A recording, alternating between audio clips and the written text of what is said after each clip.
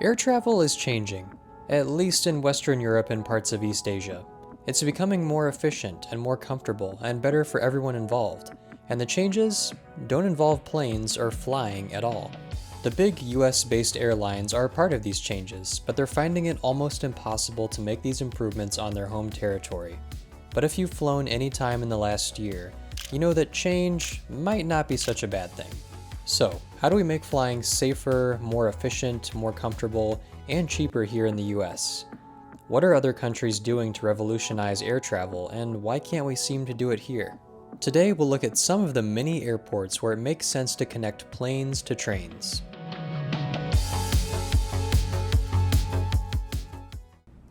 Let me start by saying I think flying has its place. It's amazing that you can get on a plane and be across the country or in another continent in a few hours. But in general, can we all just acknowledge that flying kind of sucks and seems like it's getting worse?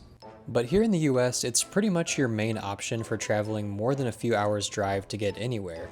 And air travel has had some bumps in the road recently. Like, remember Southwest canceling tons of flights in December 2022? Or more recently, United cutting about 10% of flights from one of its hubs because of FAA air traffic control issues? And outside of that, airports can easily be shut down by extreme weather, which is something that's happening more often with time. Traveling in any form always comes with some unexpected twists and turns.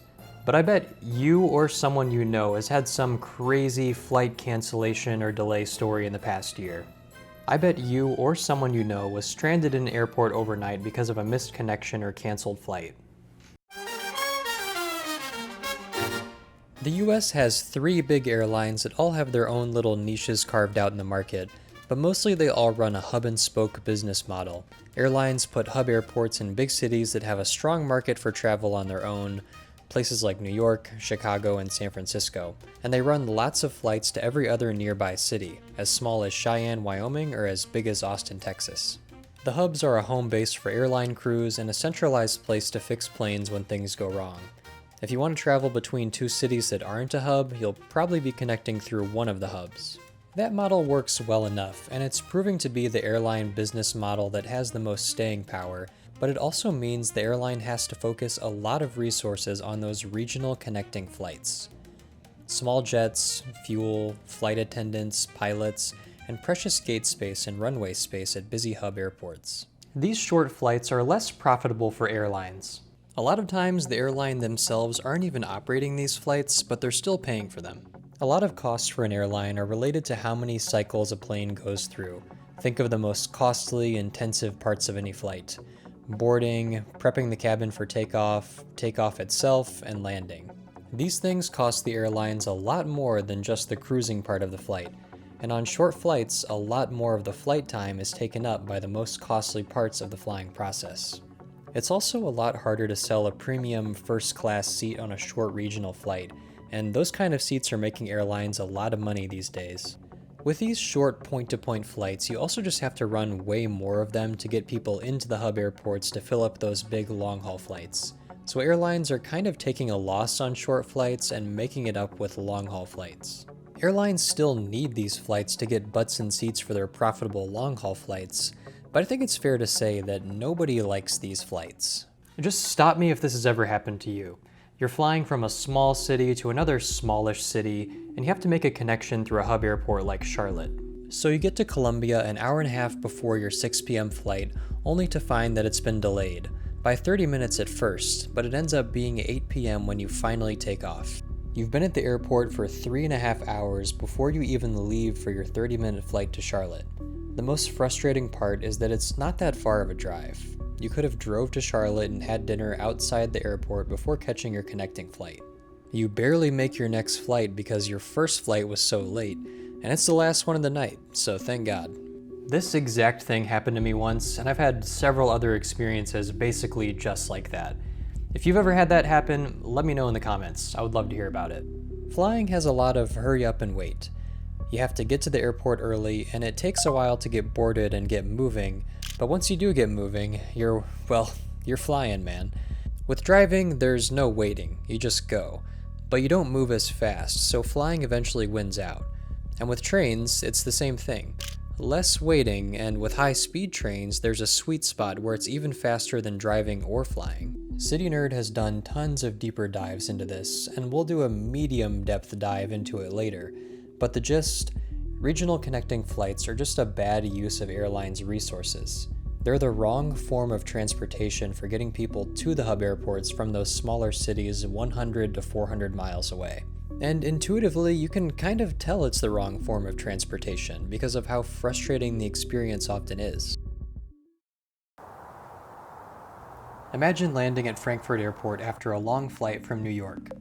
You're heading to the beautiful city of Cologne, but you're not going to have to fly for that last 100 miles of your trip.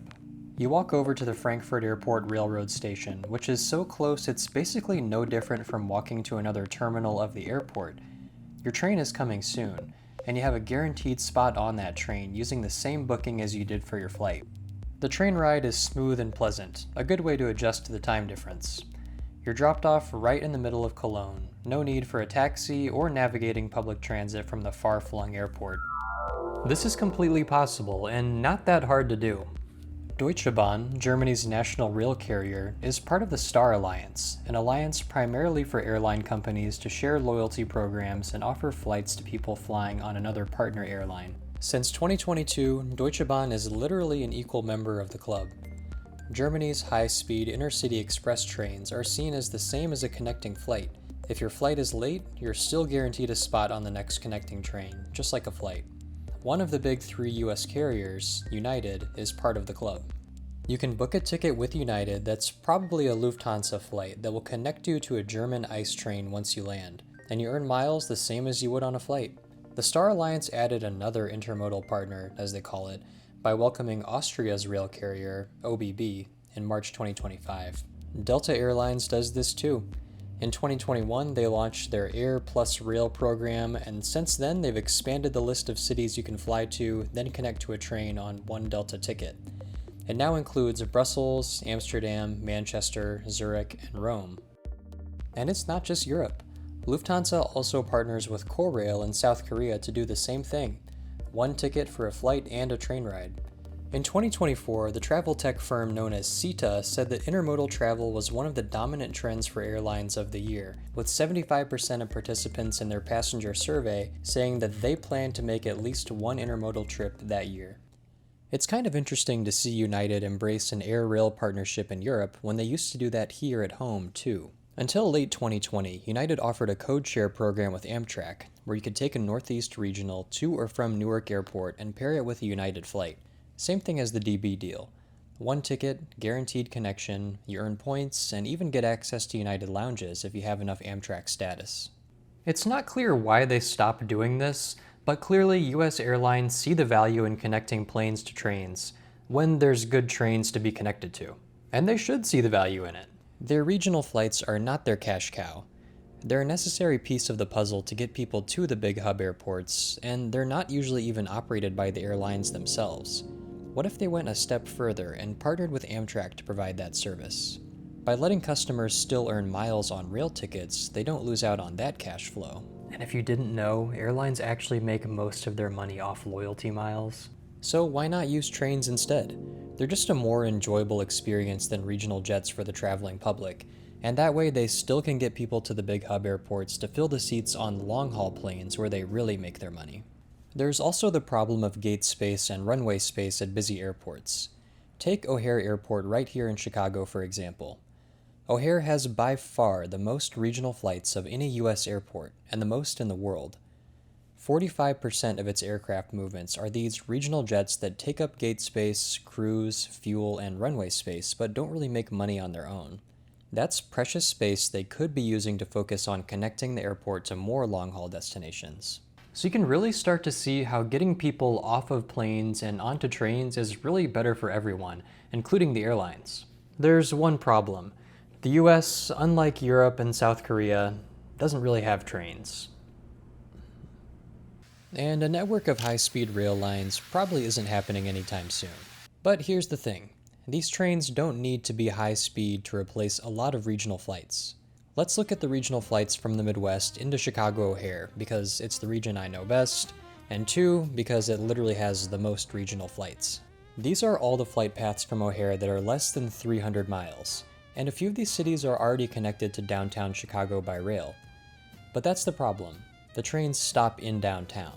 If you want to go from, say, Bloomington to O'Hare, you'll have to ride the train for a couple hours, then lug your luggage a few blocks to the Blue Line, which will take another hour or so to get to the airport. And if anything's delayed, the airline won't care that your train was late. Sorry. That's why the flight to O'Hare is still Bloomington's third busiest route. Right now there are 5 trains a day from Bloomington to Chicago, and if the trains continued to O'Hare, it'd probably only add another 20 or 25 minutes to the trip. I talked a little bit about what it would take to do that in a previous video, so go watch that next. But the wheels are already turning to make it possible for trains to continue through Union Station. Just having trains terminate at O'Hare versus Union Station in downtown Chicago makes a big difference for airport travelers. There are a lot of airports in the US that are surprisingly close to mainline rail. And crucially, it has to be a convenient connection, no more than a quick shuttle bus ride to the airport terminal. So back to Bloomington, right now they're served by the Lincoln service, which gets up to 110 miles per hour for a lot of the route in central Illinois.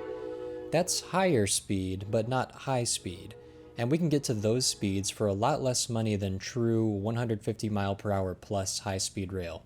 Even at the usual 79 mile per hour benchmark we see on a lot of Amtrak routes, you could still get to all these airports by train in 3 hours or less.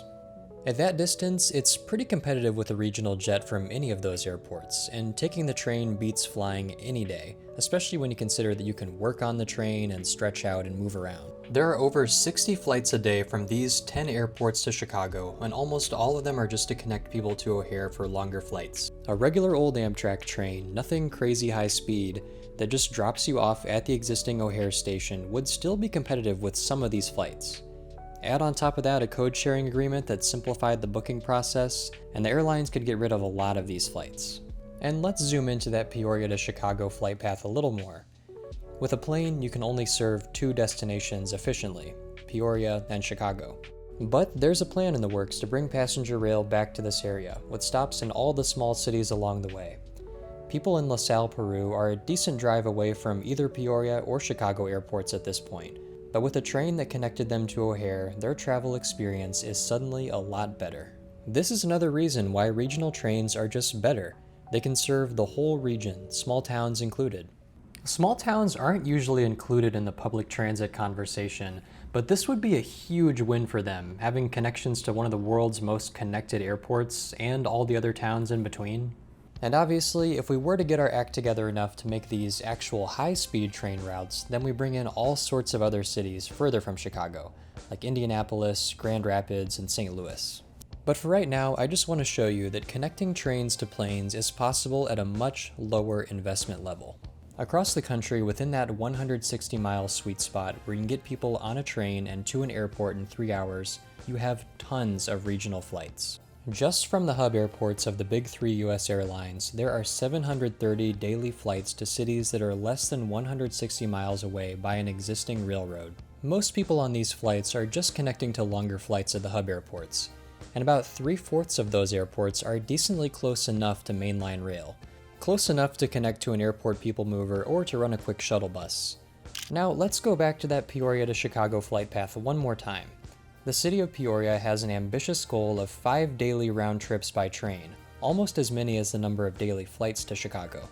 If Amtrak had guaranteed connections and easy booking with the airlines, that 3-hour train trip from Peoria to O'Hare starts to look a lot more appealing. And all those small towns on the way have infinitely better options for connecting to O'Hare than before.